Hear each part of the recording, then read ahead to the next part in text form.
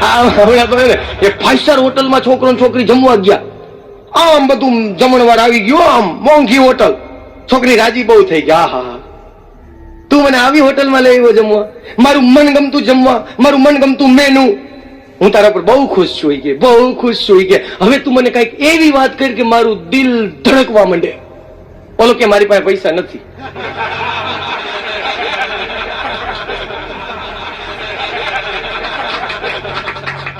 પછી જે દિલ ધડકું હે છોકરીનું,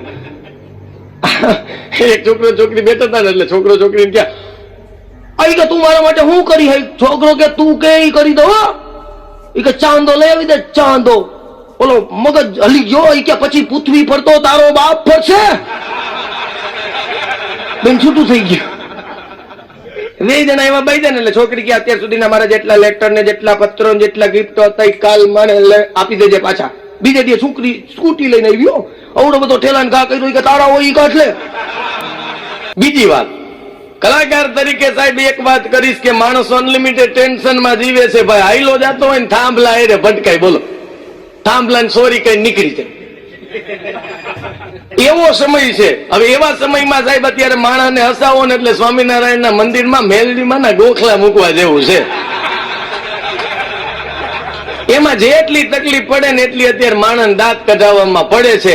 એટલે કલાકાર તરીકે ન માગી સલાહ આપું, જે માણસ દાંત નો કાઢે એનો ભરોસો ન કરવો, એને વેવાય ન કરવો, દીકરી દેવી નહીં લેવી નહીં. અને તમારી બાજુમાં જો ઈ માણસ રહેતો હોય તો અડધા ભાવે મકાન દઈને તમે બીજે રહેવા વહી જાજો કે તું અહીંયા એકલો રે એમ. એટલે જે માણસ દાંત નો કાઢે એનો ભરોસો ન કરવો, પાછો બહુ દાંત કાઢે એનો ન કરવો. હા, કોઈ ગુજરી ગયા હોય ત્યાં દાંત નો કઢાય, ભૂંડા લાગો. હમણાં એક અમારા ભાઈબંધ ના બાપુજી ગુજરી ગયા ને અમે ખરખરે ગયા. મેં કીધું જય શ્રી કૃષ્ણ, મન કે જય શ્રી કૃષ્ણ. મેં કીધું બાપુજી કેવી રીતે ગુજરી ગયા? મન કે કથા સાંભળતા. મેં કીધું તઈ તો સ્વર્ગમાં જશે. મન કે ઓપરો સ્વર્ગમાં જાય, સ્પીકર માથે પડ્યું. પછી ખબર પડી ઓલા સાઉન્ડ વાળા મેં ડકિયું ભરાવી ની બેઠો બેઠો ભાભો કાઢતો હતો, એમાં પૂરું દેરાનું આવ્યું. એટલે જે માણસ દાંત નો કાઢે એનો ભરોસો ન કરવો, પાછો બહુ દાંત કાઢે એનો ન કરવો. અને મારી તમને સલાહ છે, કોઈની સલાહ માનવી નહીં. સલાહ ઘણા મારા જેવા દેશે, પણ સાહેબ ખડખડાટ કાઢી લ્યો દાંત. પંકજભાઈ નો મને ફોન આવ્યો, પહેલો પ્રયોગ કર્યો મારી સીડી બનાવવાનો. ભાઈ આ એક પંકજભાઈ નું ક્રાંતિકારી પગલું છે. પ્રોગ્રામ તમે અવારનવાર તમને પ્રોગ્રામમાં સાંભળાય મારે તમારી સીડી બનાવવી છે, એટલે પંકજભાઈ નો વિચાર ફરે ની પેલા મેં હા પાડી દીધી. મેં કીધું ભાઈ વાણિયા છે, નક્કી નહીં, વિચાર ફરે એ પેલા હા પાડી દેવાય. એટલે તરત બી પુરસ્કાર શું લેશો?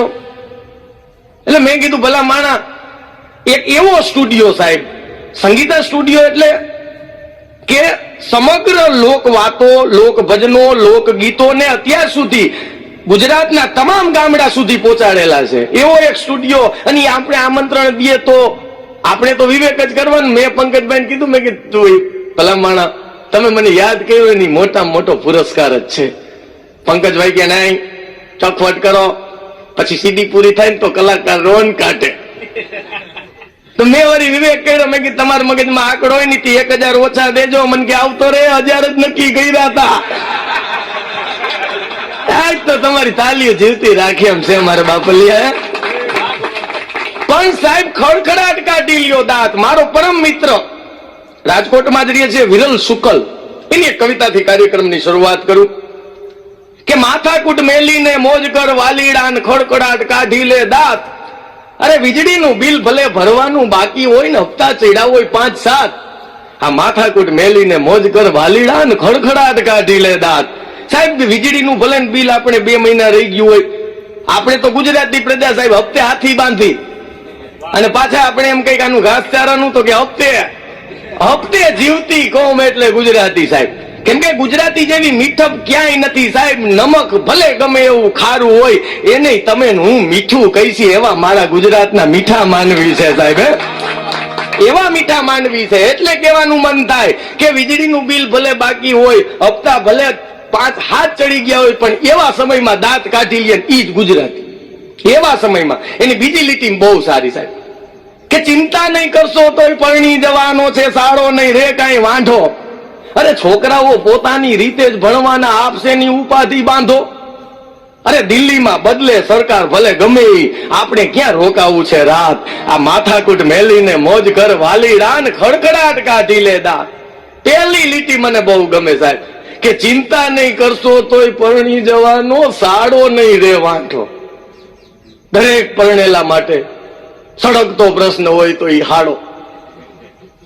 કેમ કે દરેક ગુજરાતી છે ને અત્યારે આપણે આ તારક મહેતા કા ઉલ્ટા ચશ્મા સિરિયલ આવે એમાં એક પાત્ર બધાને ગમે ઈ જેઠાલાલ. અને દરેક ગુજરાતી પ્રજા એમાં જેટલા પરણેલા પુરુષ છે ને એના હૃદયમાં જેઠાલાલ છે. સાલી બબીતા ઉપર જ નજર હોય છે, બાકી દયા નાખી દીધા જેવી બાઈ છે. હારામ હારી બાઈ છે સાહેબ, છતાંય દરેક ગુજરાતીઓ અને દરેક જેઠાલાલ સુંદર થી પીડાય છે. કેમ કે કાઠિયાવાડનો એક દુવો છે ને, પાડરડું ખેતર ને પગમાં વાડા, અંધારી રાત ને બળદિયા કારા, આ કજિયારી બાયડી પાડોમાં હાડા, આટલું નો દેજે દ્વારકા વાળા. સાહેબ કૌરવો નો નાશ થવાનું કારણ માત્ર ને માત્ર શકુની હતો. જો શકુની ન હોત ને તો એ બે વચારે સમાધાન કૌરવ ને પાંડવો વચ્ચે થઈ શકત, પણ શકુનીએ કોઈ દી સમાધાન થવા જ ન દીધું. અને અત્યારની પરિસ્થિતિ સાહેબ આપણે જે હાડાવને હાચવવા પડે,